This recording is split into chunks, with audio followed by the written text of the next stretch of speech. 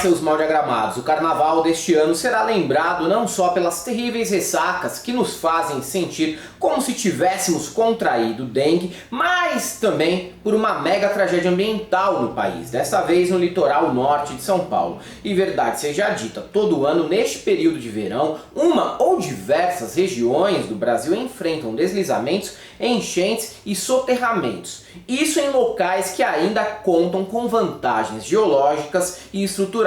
Sim, vantagens, porque a situação às vezes é até pior, com rompimento de barragens repleta de rejeitos de minério, como infelizmente costuma acontecer em Minas Gerais. O litoral norte de São Paulo, em 2023, foi alvo da maior enchente já registrada na história do país. Só São Sebastião e Bertioga, por exemplo, foram atingidas por quase 700 milímetros de água. Cidades próximas como Ubatuba, Ilhabela e Caraguá foram vitimadas com metade desse volume pluviométrico, o que também é o bastante para transformar as ruas em um mar de lama, derreter as encostas e destruir imóveis de uma parcela relevante da população.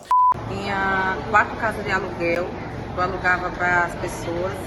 E agora, como era o feriado, bastante gente desceu e nessas casas, em cada uma tinha mais umas 10 pessoas das famílias e umas 30 pessoas nas casas todas, e nessas 30 pessoas eu acho que só se restou umas 8 a 10 pessoas que ficaram vivas, que eu cheguei a ver.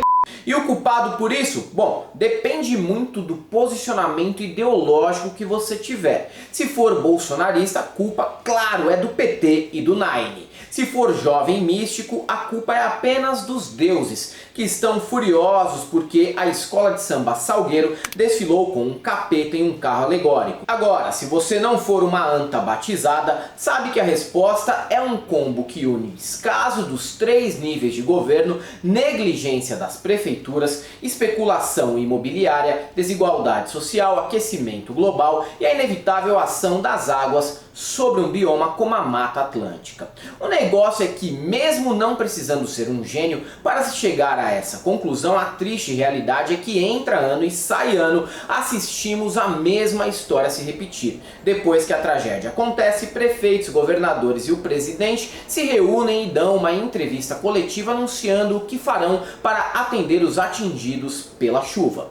Claro que digo isso quando penso na política tradicional. Quando o presidente era o Jair, aí podia ser até mais lamentável, com o mandatário andando em um jet ski, comendo frango com farofa e ofendendo as vítimas de alguma maneira. Em 2023, no entanto, a situação foi um pouco diferente, com Lula se reunindo com o governador Tarcísio de Freitas, do Republicanos, e o prefeito Felipe Augusto, do PSDB de São Sebastião. O que é o mínimo a se fazer numa situação como essa? Ignorar o posicionamento político de cada um e trabalhar o mais rápido possível para evitar que o número de vítimas aumente e que o caos se expanda. Eu não sei de que partido é o prefeito, eu sei de que partido foi o Tarcísio, sei com que partido que disputou as eleições, você sabe com que partido eu disputei as eleições, e veja que coisa bonita e simples. Nós estamos juntos. Acabou a eleição. Ele tem a obrigação de governar o estado de São Paulo, esse aqui tem a obrigação de governar a cidade, e eu tenho a responsabilidade de governar o país. A solução encontrada pelo governo federal foi liberar verba inicial para compra emergencial de alimentos, reconstrução de estradas e imóveis e também montar uma base no Porto de Santos para administrar a tragédia que vai levar pelo menos alguns anos para ser resolvida inteiramente. O que, em termos práticos, causa uma sucessão de problemas para quem é da região, em especial para a comunidade caiçara. Vocês que são de outros estados podem até não acreditar, mas essa é uma das regiões litorâneas mais bonitas do Brasil. Eu sei que é difícil conceber que um estado majoritariamente mal diagramado como São Paulo seja exemplar em belezas naturais. Mas acreditem, sem ser bairrista, o que eu não sou mesmo, eu juro que é verdade. Não é à toa também que trata-se do destino preferido de quem tem grana por aqui. Mas embora as mansões construídas de forma irregular e os resorts também tenham sido atingidos, a triste realidade é que basicamente só pobre morreu. A especulação imobiliária típica dessas cidades cria aberrações como a Riviera de São Lourenço, privatiza a praia e joga os nativos para as encostas. Isso quando não faz a galera viver em cima dos morros mesmo. E levando em consideração que aquela região é de serrapilheira, que é uma camada de acúmulo de material orgânico sobre o solo, o resultado de fortes chuvas é fazer com que a terra desça das montanhas e atinja as casas dos mais pobres. Junte isso com uma defesa civil que pouco faz para evitar tragédias e prefeituras que são reféns da especulação e deixam a ocupação caótica correr solta e pronto, temos a receita perfeita para que cada verão represente riscos enormes para moradores e turistas. Inclusive é inconcebível como cidades que vivem do turismo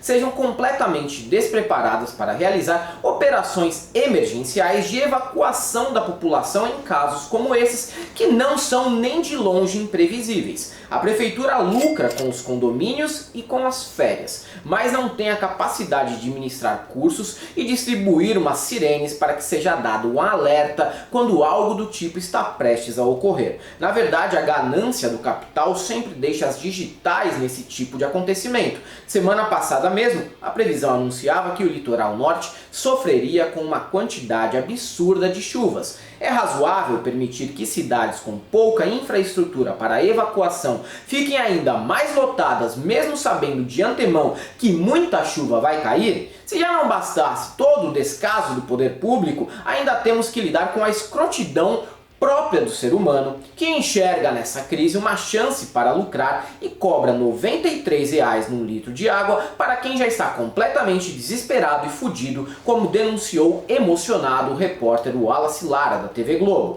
É difícil ouvir um depoimento como a gente ouviu agora e não se emocionar. Cobrar R$ 93 um litro de água na situação que nós estamos aqui. Falando em jornalismo, é sempre bom dar uma olhada em como o tema vai ser tratado pela imprensa, para saber se estão protegendo os reais culpados. Em outras ocasiões, eu já vi grandes jornais culpando os mais pobres por morarem em áreas de risco, como se houvesse alternativa em cidades litorâneas nas quais a periferia é inevitavelmente no pé da serra. Desta vez parece haver mais responsabilidade, até o Estadão publicou matéria jogando a real. Ocupação desordenada e aumento da impermeabilidade do solo estão no centro da questão. Era o mínimo que eu esperava do jornal, principalmente depois que repórteres da própria firma foram ameaçados por um doidinho de condomínio que saiu acusando os caras de serem comunistas. É um fascista um cara desse? Sim, mas é inevitável reconhecer também que o bolsonarismo virou uma seita bizarra com representantes em todos os setores da sociedade. O Ministério Público vai investigar a responsabilidade dos gestores das cidades afetadas pelas chuvas, o que pode ser apenas jogo de cena. Agora, se for sério, chegará à óbvia conclusão de que a negligência é generalizada e se faz presente por ali há décadas. Podia estender essa investigação em nível federal, pois o próprio Jair cortou em mais de 90% as verbas para combater desastres naturais. E mesmo assim o Bananinha, que é deputado por São Paulo, tem a cara de pau de pedir para Deus dar força a todos que estão no litoral norte. Deus, irmão, faça como Lula, vista uma galocha e vá no mínimo fazer uma média com os seus eleitores. Até o Datena, que poderia estar tranquilamente no estúdio climatizado, foi à região e passou pelo ridículo de ficar atolado na lama com uma calça jeans apertada e depois sair se arrastando de bunda pelo chão. Você já teve coceira no ânus? Ou conhece alguém que tenha? Preste atenção nesse vídeo porque é disso que nós vamos falar. É bom que você saiba que a coceira do ânus pode acontecer em todas as idades, de crianças a idosos. Já o 03 só é visto entregando pendrive no Catar e pagando pau pro Trump em Mar-a-Lago, bem distante do estado de São Paulo. Pior, o paulista teve a capacidade de reeleger esse sujeito e a Carla Zambelli, que criticou o Janja por estar no carnaval, enquanto ela estava em um resort de luxo e não no meio da lama em São Sebastião. O cidadão brasileiro, e em especial o paulista neste momento, precisa aprender a realizar conexões básicas de causa e efeito sobre o próprio voto. Porque em horas como essas que vemos que escolher esse monte de gente despreparada e oportunista com má vontade cobra um preço caríssimo. Enquanto existem aqueles que ainda têm alguma dignidade e querem resolver a situação, caso do Lula e do ex-ministro asfalteiro, moleques como Zambelli e Dudu, vivem de criar narrativas e de não fazer absolutamente nada. Litoral só se for para pegar uma onda ou uma corzinha, de resto, Deus que resolva. É isso aí, galera. Para quem gosta do nosso canal, nosso apoio, seja membro Pix e Conta Jurídica, caso vocês queiram e possam fazer uma colaboração. Além do YouTube também, estamos presentes no Twitter, no Facebook e no Instagram. E também procurem os canais oficiais do governo do estado de São Paulo e das prefeituras das cidades do Litoral Norte, como vocês podem fazer para ajudar os desabrigados da chuva em 2023. E para todos aqueles que acreditam que os pobres são responsáveis por morar em lugares de risco, só temos uma coisa para te dizer: não passarão.